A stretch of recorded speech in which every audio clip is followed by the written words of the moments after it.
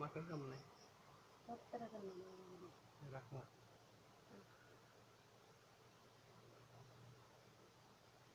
জানা লিখছে বাস একটা প্রমাণ সাউন্ড দেখা নি দেখো একদম perfect Dear students, just we are going to take another class. Today we are going to discuss about preposition and transformation. Two things will combine in one places. Heading is a tale of two prepositions. A tale of two preposition. দুইটা প্রিপোজিশনের গল্প বা কাহিনী এবং ওই দুইটা প্রিপোজিশনের ব্যবহার হবে এবং ওই সমস্ত প্রিপোজিশন দিয়ে ওই প্রিপোজিশন দুইটা আমরা ডিসক্লোজ করে দিই একটা হচ্ছে ডিউরিং একটা হচ্ছে হোয়াইল দুইটা প্রিপোজিশন দিয়ে আলোচনা হবে এবং প্রিপোজিশন ওই দুইটা দিয়ে যে প্রিপোজিশনাল ফ্রেজ হয় ওদেরকে আমরা আবার কমপ্লেক্স করব সো এই জন্য নোটটার নাম হচ্ছে এ টেল অফ টু প্রিপোজিশন দুই প্রিপোজিশনের একটা গল্প অ্যান্ড ট্রান্সফরমেশন সো আমরা যখন প্রিপোজিশন ব্যবহার করি তখন সবচেয়ে ইম্পর্টেন্টলি যেটা আমাদের খেয়াল রাখা উচিত সেটা হচ্ছে যে আসলে প্রিপোজিশনের কাজ কি first the function of or utility of a preposition in a sentence, that's the most important. But আমাদেরকে দেখা যায় ওই কথাটা আলোচনা করা হয় না আমাদের কিন্তু ওই কথাটা আগে আলোচনা করা উচিত যে সেন্টেন্সে বা ইংরেজি ভাষায় প্রিপোজিশনের ইউটিলিটি কি ফাংশনসটা কি দরকারটা কি সো আজকে আমরা প্রিপোজিশনের ফাংশন বা ইউটিলিটিটা নিয়ে আলোচনা করব এরপর অনেক কিছু ক্লিয়ার হয়ে আসবে তো আচ্ছা তো প্রিপোজিশনের পরে অবশ্যই একটা নাউন বা নাউন ফ্রেজ থাকে আর প্রিপোজিশন এবং নাউন বা নাউন ফ্রেজ মিলে কি হয় প্রিপোজিশনাল ফ্রেজ হয় স্বাভাবিকভাবে একটা প্রিপোজিশন বসবে কোথায় in most cases it is true but in some cases you can get something exceptionality but in most cases it is true that একটা প্রিপোজিশন কোথায় বসবে একটা নাউনের আগে বসবে বা নাউন ফ্রেজের আগে বসবে আমরা কিন্তু এখন প্রিপোজিশনের ফাংশন বা ইউটিলিটি নিয়ে আলোচনা করতেছি তো প্রিপোজিশনের কাজ কি সে একটা নাউনের আগে বসবে এবং প্রিপোজিশন এবং নাউন বা নাউন ফ্রেজ মিলে কি হবে একটা প্রিপোজিশনাল ফ্রেজ হবে এরপরে প্রিপোজিশনাল ফ্রেজের কি কাজ প্রিপোজিশনাল ফ্রেজের যে কাজ ওই প্রিপোজিশনের কাজটাও ওখানে প্রিপোজিশনাল ফ্রেজের কাজের মধ্যে চলে আসবে সো প্রিপোজিশন প্লাস নাউন বা নাউন ফ্রেজ নিয়ে কি হয় প্রিপোজিশনাল ফ্রেজ হয় এটা হচ্ছে সবচেয়ে ইম্পর্টেন্ট কথা পরবর্তীতে প্রিপোজিশনাল ফ্রেজ কি কাজ করে অ্যাডভার্বের কাজ করে অ্যাডজেক্টিভ ফ্রেজের কাজ করে ইন্টেন্সিফায়ারের কাজ করে আবার আমি বলে দিচ্ছি প্রিপোজিশনের পর একটা নাউন থাকবে বা নাউন ফ্রেজ থাকবে ওই প্রিপোজিশন বা ওই প্রিপোজিশনের পর একটা নাউন বা নাউন ফ্রেজ থাকবে প্রিপোজিশন এবং ওই নাউন বা নাউন ফ্রেজ মিলে কি হবে প্রিপোজিশনাল ফ্রেজ হবে ওই প্রিপোজিশনাল ফ্রেজ ইংরেজি ভাষায় তিনটা কাজ করে প্রথম হচ্ছে সে অ্যাডভার্ব হবে দুই নাম্বার হচ্ছে সে অ্যাডজেক্টিভ ফ্রেজের কাজ করে তিন নাম্বার হচ্ছে সে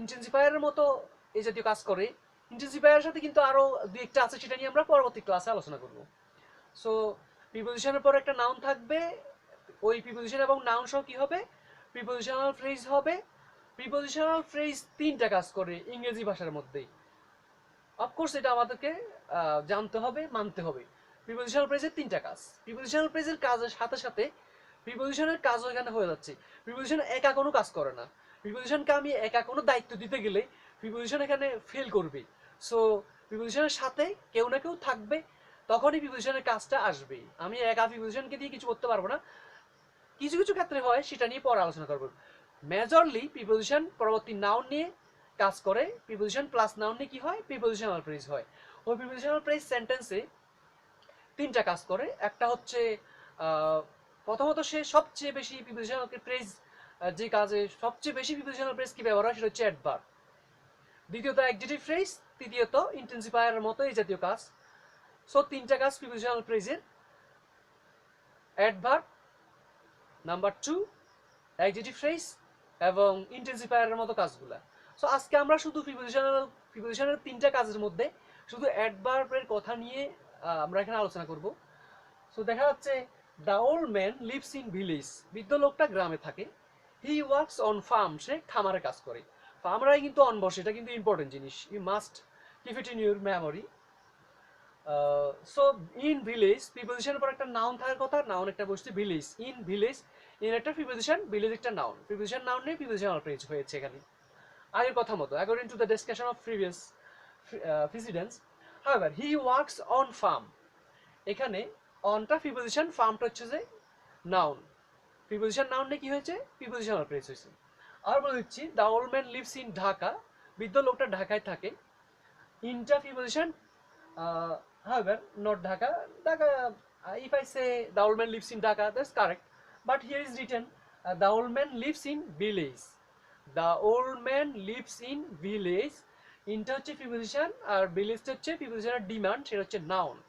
প্রিপোজিশন নাউন নিয়ে কি হয়েছে, প্রিপোজিশনাল প্রেজ হয়েছে। এরপরে হি ওয়ার্কস অন ফার্ম, সে খামারে কাজ করে। এখানে অনটা প্রিপোজিশন, ফার্মটা নাউন। প্রিপোজিশন নাউন নিয়ে কি হচ্ছে, প্রথমত প্রিপোজিশনাল প্রেজ হয়েছে। পরে আমরা দেখতেছি লিভটা হচ্ছে বার। তো দ্য ওল্ড ম্যান লিভ, বৃদ্ধ লোকটা বাস করে কোথায়, ইন ভিলেজ, গ্রামে।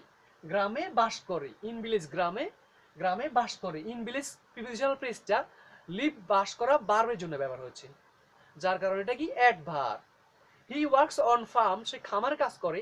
অন ফার্মটা কিন্তু প্রিপোজিশনাল ফ্রেজ। অন প্রিপোজিশন, ফার্মটা নাউন। প্রিপোজিশন নাউনে কি হয়, প্রিপোজিশনাল ফ্রেজ হয়। প্রিপোজিশনাল ফ্রেজের অনেক কাজ আছে। যখন প্রিপোজিশনাল ফ্রেজ ভার্বের কথা বলবে তখন সে কিন্তু অ্যাডভার্ব হবে। প্রিপোজিশনাল ফ্রেজের তিনটা কাজের মধ্যে আজকে আমরা একটা কথা বলতেছি। প্রিপোজিশনাল ফ্রেজের তিনটা কাজ, প্রথম কাজটা হচ্ছে সে অ্যাডভার্ব হয়, এবং আজকে শুধু আমরা অ্যাডভার্বের, প্রিপোজিশনাল ফ্রেজ যে অ্যাডভার্বের কাজ করে সেটা নিয়ে আলোচনা করতেছি। সো এখানে একটা সেন্টেন্স, এখানে একটা সেন্টেন্স, দুইটা সেন্টেন্সই দেখা যাচ্ছে। ইন ঢাকা একটা প্রিপোজিশনাল ফ্রেজ, অন ফার্ম একটা প্রিপোজিশনাল ফ্রেজ, দুইটাই প্রিপোজিশনাল ফ্রেজ ভার্বের কথা বলতেছে। So they are adverbs. The old man lives in Dhaka, in village. The old man lives in village, বৃদ্ধ লোকটা গ্রামে থাকে। In preposition, village noun, preposition আর ভিলেজ নাউন নিয়ে প্রিপোজিশনাল ফ্রেজ হয়েছে এখানে। তো লিভার তো বাস করা, কোথায় বাস করে বৃদ্ধ লোকটা, ইন ভিলেজ, গ্রামে, গ্রামে বাস করে, গ্রামে বাস করে। গ্রামে কথাটা প্রিপোজিশনাল ফ্রেজটা বাস করা ভার্বের জন্য ব্যবহার হচ্ছে। লিভ, বাস করা, ভার্বের জায়গা বোঝাচ্ছে, সুতরাং এটা অ্যাডভার্ব অফ প্লেস, বা এটা একটা অ্যাডভার্ব যেহেতু ভার্বের কথা বলছি। আর অন ফার্ম, খামারে, খামারে কাজ করে, খামারে কাজ করে। অন ফার্ম প্রিপোজিশনাল ফ্রেজটা কাজ করে কোথায় সেটা বোঝানোর জন্য ব্যবহার হয়েছে। সহজ কথায় অন ফার্ম কথাটা ভার্বের জন্য ব্যবহার হয়েছে। So she or he is an adverb. তাহলে আমরা আলটিমেটলি যেটা সিদ্ধান্ত পাচ্ছি, প্রিপোজিশন প্লাস নাউন নিয়ে প্রিপোজিশনাল ফ্রেজ হয়। প্রিপোজিশনাল ফ্রেজ যদি ভার্বের কথা বলে তখন সে অ্যাডভার্ব হবে। This is the summary. এরপর আমরা দেখি ডিউরিং মনসুন, বর্ষাকালে, the wind carries much vapour, বাতাস প্রচুর পরিমাণ বাষ্প বহন করে। সো এখানে আমরা দেখতে পাচ্ছি দ্য ওয়াইন সাবজেক্ট, ক্যারি বহন করা, এটা ভার্ব, মাচ ভেপার সেটা ডিটারমিনেন্ট নাউন নিয়ে নাউন ফ্রেজ, অবজেক্ট সেটা অবজেক্টের আলোচনা আগেই করা হয়ে গেছে। আর যদি প্রয়োজন হয় আমরা পরবর্তীতে আরও আলোচনা করব। The wind carries much vapour, the wind বাতাস, ডিউরিং মনসুন, ডিউরিং মনসুন বর্ষাকালে। মনসুন হচ্ছে এমন সময় যখন বাতাস প্রচুর পরিমাণ কি করে, জলীয়বাষ্প বহন করে, ওই টাইমটাকে আমরা মনসুন বলি। পৃথিবীর বিভিন্ন দেশে মনসুনটা বিভিন্ন টাইমে আসে, বাট ইন বাংলাদেশ, আমাদের বাংলাদেশে মনসুন বলতে আমরা কি বুঝি, বর্ষাকালটাকে বোঝাই। সো ইন ডিউরিং মনসুন, বর্ষাকালে, the wind carries much vapour, বাতাস প্রচুর পরিমাণ বাষ্প বহন করে। ভেপার তো বাষ্প। সো এখানে দ্য ওয়াইন সাবজেক্ট, ক্যারিজটা ভার্ব, মাছ ব্যাপারটা অবজেক্ট, সেটা পরবর্তী ডিসকাশন বা অন্যান্য ক্লাসের আলোচনা। আর আজকের আলোচনা হচ্ছে যে প্রিপোজিশন আর নাউন। তো ডিউরিং মনসুন, বর্ষাকালে, ডিউরিংটা প্রিপোজিশন, মনসুনটা noun. Preposition noun prepositional phrase. আর বাতাস প্রচুর পরিমাণ বাষ্প বহন করে, কখন বহন করে, ডিউরিং মনসুন, বর্ষাকালে। তো বর্ষাকালে ফ্রেজটা, ডিউরিংটা প্রিপোজিশন, আর মনসুনটা নাউন। প্রিপোজিশন নাউন নিয়ে প্রিপোজিশনাল ফ্রেজ হয়েছে। প্রিপোজিশনাল ফ্রেজটা কার কথা বলতেছে, ভার্বের কথা বলতেছে। সো এটা একটা adverb. Public life, public piece, মানুষের শান্তি ইজ মেয়ার্ড, নষ্ট হয়। MAR, মেয়ার অর্থ কি, নষ্ট হওয়া, নষ্ট করা। MAR, মেয়ার অর্থ কি, নষ্ট করা। স্পয়েল, নষ্ট করা। ডেস্ট্রয়, নষ্ট করা। এভাবে মেয়ার, স্পয়েল, ডেস্ট্রয় এগুলো সিনোনিম। সো পাবলিক পিস, মানুষের শান্তি ইজ মেয়ার্ড, নষ্ট হয় ডিউরিং ওয়ার, যুদ্ধের সময়। যুদ্ধের সময় মানুষের শান্তি নষ্ট হয়। তো আমরা এখানে প্রথমে বলছি প্রিপোজিশনের কাজ কি, পরে আবার প্রিপোজিশন তো অনেক আছে, প্রায় 60-70টার মতো প্রিপোজিশন আছে, সেটা নিয়ে আমরা পরবর্তী ক্লাস দেব। তো এখন আমরা যেটা করবো সেটা হচ্ছে যে অনেকগুলো প্রিপোজিশন থেকে আমরা দুইটা প্রিপোজিশন পিকড আপ করলাম। দুটা নিয়ে স্পেশাল আলোচনা করা হবে, বিকজ তাদের আচরণগত মিল আছে আবার পার্থক্য আছে অনেক ক্ষেত্রে। এই জন্য আমরা, এবং স্পেশালি দে আর মোস্ট ইম্পর্টেন্ট, মাচ ইম্পর্টেন্ট, বিয়ার্স ইম্পর্টেন্স। সো আমরা তাদেরকে আলাদা করে পড়াচ্ছি ডিউরিং এবং হোয়াইল। তো ডিউরিংটা কখন ব্যবহার করি আমরা? ফুল টাইম লেখা আছে এখানে, ফুল টাইম। যেমন আমরা মুসলমানরা রমজানে রোজা রাখে, আসলে পুরো রমজানটাই রোজা রাখে, যখন এভাবে পুরোটাই বোঝানো হয় তখন আমরা কি করি? ডিউরিংটা ব্যবহার করি। ইন রমজান দিলে হবে না, বা ইন মনসুন দিলে হবে না, যেহেতু বাংলাদেশে বর্ষাকালে পুরোটাতে কি হয়? বৃষ্টি হয়। তো পুরো বর্ষাকাল বোঝানোর জন্য আমরা ডিউরিংটা ব্যবহার করি। সামারি হচ্ছে কোনো মাস, ঘন্টা, সপ্তাহ, বছর পুরোটা যখন আমরা বোঝানোর চেষ্টা করব তখন আমরা ডিউরিং ব্যবহার করব। ডিউরিং মনসুন বর্ষাকালে দ্য ওয়াইন বাতাস ক্যারেজ বহন করে মাছ ব্যাপার প্রচুর বাষ্প। তো দ্য ওয়াইন ক্যারেজ বাতাস বহন করে, বাতাস বহন করে, দ্য ওয়াইন ক্যারেজ বাতাস বহন করে মাছ ব্যাপার প্রচুর বাষ্প। কখন বহন করে? বর্ষাকালে।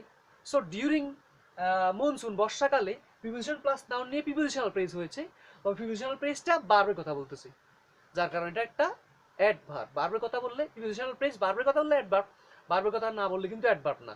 সেটা আমাদের খেয়াল রাখতে হবে। কি সেটা? অ্যাডভার্ব না হলে কি হবে পরবর্তী আরো আলোচনা করব।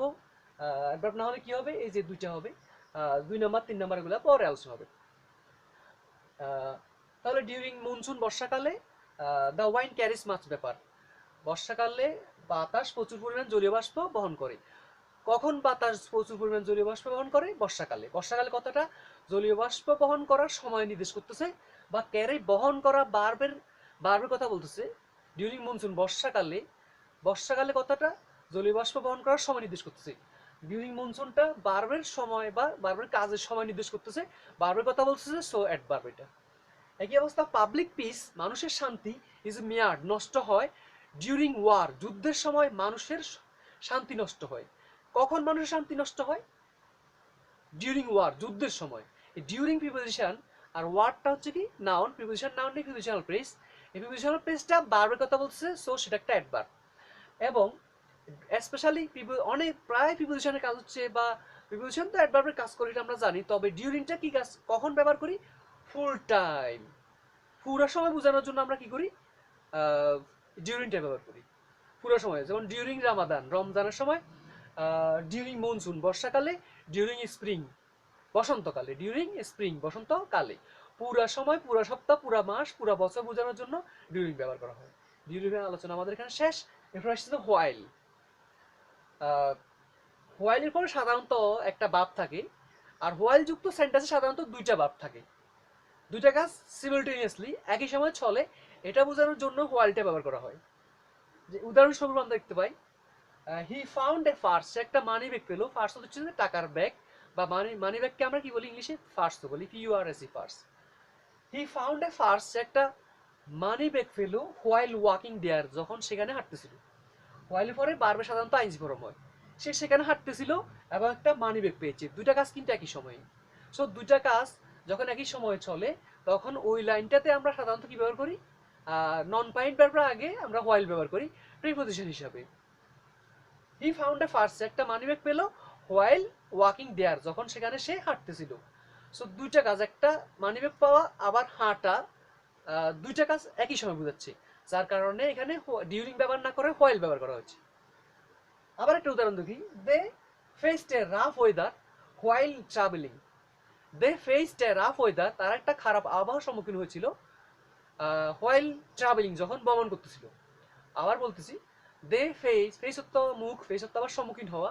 Of course it's so important but easy and important.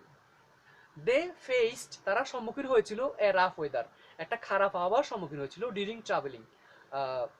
During হবে না এখানে কেন? কারণ এরপরে ট্রাভেলিং একটা ভার্ব আছে, এবং এখানে দুইটা কাজ একই সময় চলতেছে, বা কন্টিনিউয়াস দুইটা কাজ একই সময় চলার বোঝানোর জন্য আমরা কি করি না? ডিউরিং ব্যবহার করি না, ব্যবহার করি কি? হোয়াইল। দে ফেসড এ রাফ ওয়েদার, রাফ অর্থ রুক্ষ বা খারাপ, তারা একটা খারাপ আবহাওয়ার সম্মুখীন হয়েছিল হোয়াইল ট্রাভেলিং, যখন ভ্রমণ করতেছিল।